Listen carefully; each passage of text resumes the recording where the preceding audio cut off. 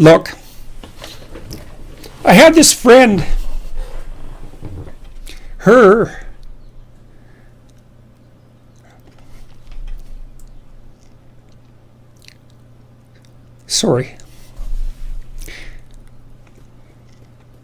there's been a lot of depression in our family, so it's a question that cuts close to the bone. Anyways, I had this friend, a friend of my parents, and her granddaughter committed suicide, She was just beating herself up about that. What could have I done? What could have I done differently? This is the problem with suicide. It leaves everybody behind thinking, oh my God, what could have I done? I could have treated the person better. I could have listened. I could have been there. It's like, and she was just beating herself up about this, really feeling that she wasn't a useful person, that she'd failed as a grandmother. She's a really good person, And so I went for a walk with her, and I said, and she's married, and she likes her husband, and he's a really good guy. And I said, look, you're blaming yourself for your granddaughter's suicide. It's like, are you blaming your husband? Are you sitting him down and telling him what a useless bastard he was as a grandfather because his granddaughter committed suicide and how he failed completely? She said, no, I'd never do that. So I said, well, don't do it to yourself. No. Depression is a terrible thing. And many, many, many things cause it, and we don't understand. We understand some of them, but lots of them we don't understand at all. Sometimes people get depressed because they're really sick. We know that depression can be an inflammatory disease. It might be associated with autoimmune dysfunction. There's lots of reasons that people get depressed, and depressed people can go places that are so dark you just cannot imagine it. And it isn't necessarily the case that you can always rescue someone, but drowning yourself in the aftermath of a suicide is not helpful. So there's a good room for self-forgiveness there, maybe you did some things you shouldn't have done that were reprehensible and all of that, but you don't want to beat yourself up. Remember the presumption of innocence, right? Innocent until proven guilty. And you have to apply that to yourself. I think there are times when people are so depressed that there isn't anything that anyone can do. And the depressed person thinks, and this is probably the worst part of it, the depressed person thinks, everywhere I look, it's nothing but catastrophe. And I can't see any way out of it. I can't see any path forward whatsoever. And then they think as well, and maybe it's the combination of these two thoughts that really make people suicidal. It's like, it's hopeless. It isn't going to get any better. No matter where I turn, there's no escape. The suffering is unbearable. And I'm absolutely no use whatsoever to anyone. It would be better for everyone if I was just gone, because if I'm not so much of a burden now that it's going to destroy their life, then I'm going to be that much of a burden in the future. And so it's hard to imagine what that's like for people, but it's dreadful. And there's lots of ways you get there. And so you can listen to people. You can desperately encourage them to seek the help they need. Like I've seen antidepressants work miracles on very, very many people. Now, they don't work for everyone, and they're not a panacea, but they have side effects and all of that. But one of the side effects of untreated depression is that you kill yourself, and there is no recovery from that, and the probability is actually rather high. So you can go to war with them about antidepressants. If the person can't get out of their depression and they're suicidal, it's like, what do they have to lose? 1 month on antidepressants. They'll know. Well, they might have to experiment longer, because it would depend on, some people respond better to some classes of antidepressants than the others. It's worth having a war with someone if they're in dire straits and they won't do everything they can to get better. ECT works, electroconvulsive therapy works for intractable depression. It's a terrible thing to contemplate, but the modern versions of ECT aren't. One flew over the cuckoo's nest. And again, it's like there's no coming back from death. So, look, it isn't clear. You can't rescue everyone. People get sick and they die. And sometimes the way they die looks like it's depression. Depression is a multifaceted phenomena. You can be there for them. You can listen. You can watch. You can intervene. You can try to understand. You can hold them accountable. You can do all of those things. But everyone has their own destiny, and you're not omnipotent. And so sometimes a catastrophe occurs, like your daughter's. And then you should try to drag the least amount of misery forward that you can. Once you recover from your grief. Yeah. So when if you watch yourself, you say, well, I had a particularly good day at work. And what does that mean? Well, it means that you lost your sense of time, right? Because when you're having not a good day at work, it's like, first it's 1 minute to 3, and then it's 45 seconds to 3, and then it's 30 seconds. That's what school was like for me. It was like, click. It's so funny, I went to my daughter's school. I used to get in trouble for talking all the time. Surprise, surprise. When I was a kid, and I was bored stiff in school, and so I would misbehave upon occasion, out of pure boredom. And about 21 years ago, I went to my daughter's school to sit for a class. It was about an hour long, and I was sitting there, and the teacher had all the kids on the floor and was having some of the kids read to the others, and some of the kids who were reading couldn't read at all. And I had exactly the same experience. I was sitting there. It was like being 7 years old again. I could see the clock going tick, tick. And I thought, if I was in this classroom for 3 days, I would misbehave. 40 years old, I would misbehave exactly like I did when I was 6. No. Well, that's no place to be, right? Because you don't want to be in a place that's stultifying. You don't want to be in a place where there's no challenge. You might even quit your job if there's no challenge. Say, well, that's a good job. It gives you security. And you think, God, I can't stand this. It's eating away at my soul. It's all security and no challenge. So why do you want to challenge? Because that's what you're built for. That's what you're built for. You're built to take on a maximal load, right? Because that's what strengthens you, and you need to be strong because life is extraordinarily difficult, and because the evil king is always whittling away at the structure of the state, and you have to be awake and sharp to stop that from happening so that you don't become corrupt, and so that your family doesn't become corrupt, and so that your state doesn't have to become corrupt. You have to have your eyes open and your wits sharp and your words at the ready, and you have to be educated, and you have to know about your history, and you have to know how to think, and you have to know how to read, and you have to know how to speak, and you have to know how to aim, and you have to be willing to hoist the troubles of the world up on your shoulders. And what's so interesting about that, so remarkable, and this is something that's really manifested itself to me as I've been doing these public lectures. I've been talking about responsibility to people, which doesn't seem to happen very often anymore, and the audiences are dead quiet.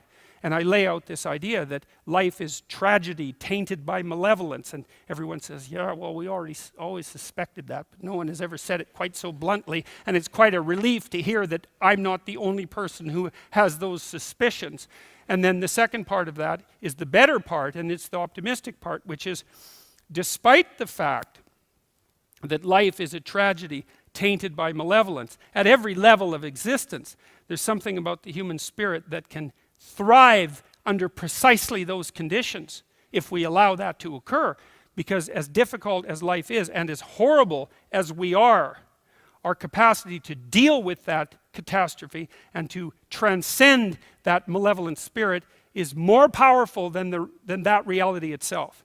And that's the fundamental issue. I think that's the fundamental issue of the Judeo-Christian ethic, with its emphasis on the divinity of the individual. As catastrophic as life is, and as malevolent as people can be, and that's malevolent beyond belief, fundamentally.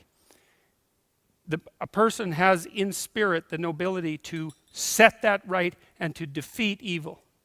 And that more than that, and that the antidote to the catastrophe of life and the suffering of life and the tragedy of life that can drive you down and destroy you is to take on exactly that responsibility and to say, well, there's plenty of work to be done, and isn't that terrible? And there isn't anything so bad that we can't make it worse, and certainly try very hard to do so, but I have it within me to decide that I'm going to stand up against that. I'm going to strive to make the world a better place. I'm going to strive to constrain the malevolence that's in my own heart, and to set my family straight, and to work despite my tragic lot for the betterment of everything that's in front of me. And the consequence of that, the immediate consequence of that, is that when you make the decision to take on all of that voluntarily, which is to stand up straight, by the way, with your shoulders back, to take on all that on voluntarily, as soon as you make that decision, then all the catastrophe justifies itself in the nobility of your striving. And that's what it means to be an individual. One thing that I've been doing in my tour repeatedly, when I talk about the first chapter of my book, which is Stand Up Straight with Your Shoulders Back, it's a discussion of hierarchies and their eternal nature, right? Because my claim is, and it's not my claim, I think it's mere fact, that organisms that have to cooperate and compete with other organisms of their type inevitably arrange themselves into hierarchies, and that's been going on for so long, which is at least 300 million years, that our nervous systems have adapted to hierarchies as if they're a permanent element of being, right? More permanent than trees, like seriously permanent. The most fundamental neurochemical, the one that regulates the entire brain, serotonin, is acutely sensitive to hierarchical distinctions. And so that's part of the proposition. So the reason I laid that proposition forward was to say, whatever pitfalls hierarchies might produce, you cannot lay them at the feet of the West, patriarchy, or capitalism. It's like, that's a non-starter. You're wrong. And not just a little bit wrong. You're so seriously wrong that if you insist upon doing that, you won't even achieve your own aims. Because you're actually not grappling with the problem. The problem is, if hierarchies are a problem, which they are, the problem is way more serious than mere capitalism. It's way deeper. And if you're actually interested in rectifying the negative consequences of hierarchies, then you're going to have to get a lot more sophisticated than your idiot Marxism. So part of the elaboration of that argument is, well, hierarchies are inevitable because we have to solve complex problems, and we have to solve them socially. And when you implement a solution to a complex problem socially, you produce a hierarchy, because some people are better at the implementation than others. So there's a hierarchy of competence, and then there's a hierarchy of distribution of the spoils. And in both of those hierarchies, you get a disproportionate clumping of resources at the top and dispossession at the bottom. It's in the nature of hierarchies. So what's the left for? The left is to remind those who are benefiting from the hierarchies that the hierarchy comes at a cost. And the cost is the clumping of people at the bottom.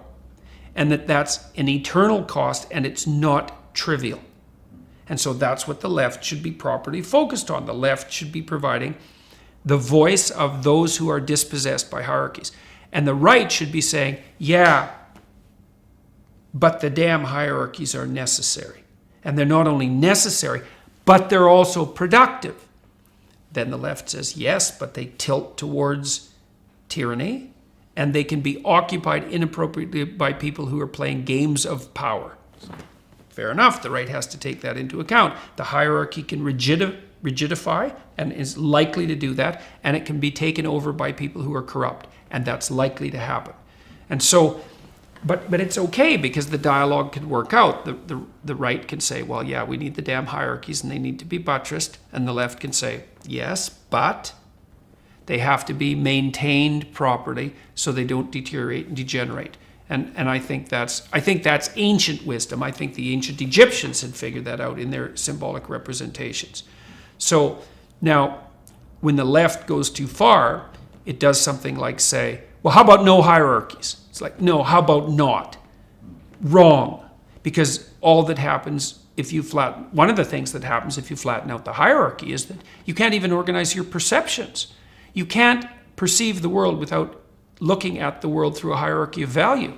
And because you can't perceive the world unless you make one thing more important than all the other things, because you don't even know what to look at. And if one thing isn't more important than all the other things, then you have nothing to aim at. If you have nothing to aim at, then you have no meaning in your life. So the left can't just demolish the hierarchies in the name of some equality of outcome, let's say, because you blow out the future, you leave people aimless, and you destroy the very institutions that allow people to make competent progress in the world. That's not an acceptable outcome. So we have to agree to live with the tension. Necessity for hierarchies, the proclivity for them to pathologize, and the necessary voice of the left in speaking for the dispossessed. It's one of the things that's so interesting about dealing with archetypal themes. You know, archetypal themes are archetypal because they actually speak of the structure of human experience. That's why they last. And so it's human nature and human experience has a pattern. You don't have the capacity to articulate that pattern as an individual, in part because your life is too short. You just can't figure it out. But the ancient representations of those patterns are everywhere around you. And you know some of them in image, you cotton onto them automatically. You fall into them if you go to a movie, for example, because movies always express archetypal themes. If you hear them articulated, you think, I knew that. I knew that. I just didn't know how to say it. That's the Platonic idea of learning as remembering. Your soul already knows, but it doesn't have the words. And so when people talk to me about watching my lectures, let's say, they basically say one of two things. If it's not just a simple thank you, they say one of two things. A third of them say, quarter of them say, when I listen to you talk, it's as if you're telling me things that I already know. It's like, yeah, well, that's exactly right, because that's what archetypal stories are. They're the description of what you already know. But that can be articulated, and then who you are and how you see yourself and the way you describe yourself all become the same thing. So that's wonderful. Then you're not at odds with yourself, you know? And then then you're a functioning unity, and that makes you much stronger and more indomitable than you would otherwise be. And then the other thing that people say, and this is more like 3/4 of them, is that they say, I was in a very dark place, I was addicted, I was drinking too much, I had a fragmented relationship with my fiancée, and I wasn't getting married, things weren't going very well with my family, my relationship with my father was damaged, I didn't have any aim, I was wasting my time, some variant of that, some combination of those.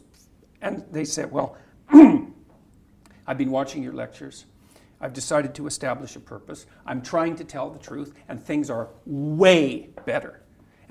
And so let's say I've done maybe 8 or 9 large-scale public talks in the last 2 months, so that's probably 20,000 people, and about half of them, a third to half of them, have stayed afterwards to talk to me. So that's about 7,000 people who have said that to me.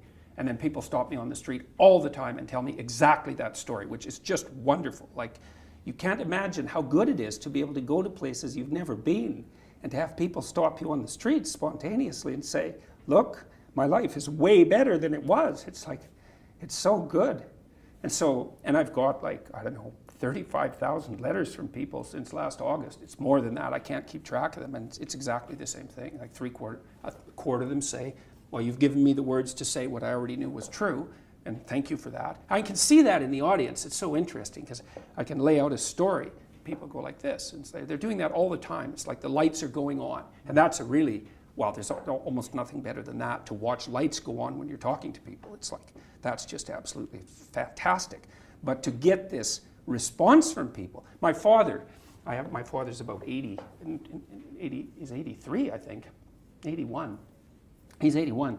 And I put him in charge of going through my viewer email, which is an overwhelming job, but no, we've had discussions about this constantly. He's overwhelmed by the fact that so many people are writing and saying the same thing. It's like, well, I have a purpose, man. My life actually matters. I finally realized that, and I'm putting it into practice, and I'm bearing up under the heaviest load I can imagine, and it's really helping. It's like, God.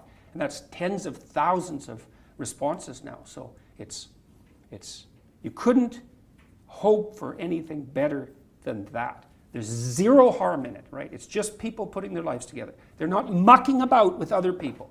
They're not trying to make broad-scale social transformations about which they have no idea. They're trying to make their immediate environment better. And it's working. It's like, great. It's great. You say there's zero harm in it. I'd say as a former legislator that there's an enormous amount of good in it. A country is only the sum total of the people that make it up. To the extent that they're put together, resilient, able to contribute, don't have to ask others to help them, the stronger the nation and the society will be. And rapidly. Like I think I was thinking the other day, a journalist asked me why people are responding so positively to what I'm saying, the young men, for example, and I thought, why? Yeah, that's a good question. He says, well, I'm actually on their side. I'm really happy that they're not wasting their lives. I'm really sad to see that people are disenchanted and nihilistic and depressed and anxious and aimless and perverse and vengeful and all of those things. It's terrible. And then to see people question whether that's necessary and then to start to rise out of it. It's like, it's so fun. Like last night I was after my talk, it's overwhelming.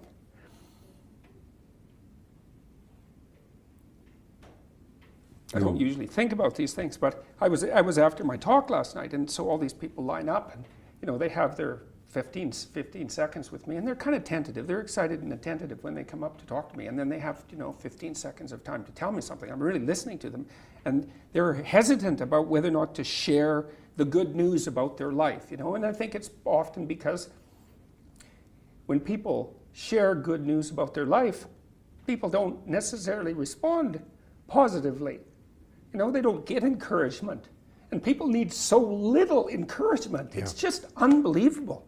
And so they'll tell me something good, and I think, oh, that's so good. Somebody says, oh, I'm getting along way better with my father. I hadn't seen him for 10 years, and now we get along. It's like, God, great. Yeah. And then the power of that, you can't overstate the power of that for individuals to get their life together. The individual is an unbelievably powerful force, and every single person who gets their act together a little bit has the capacity to spread that around them. It's a chain reaction, and so it's a lovely thing to see.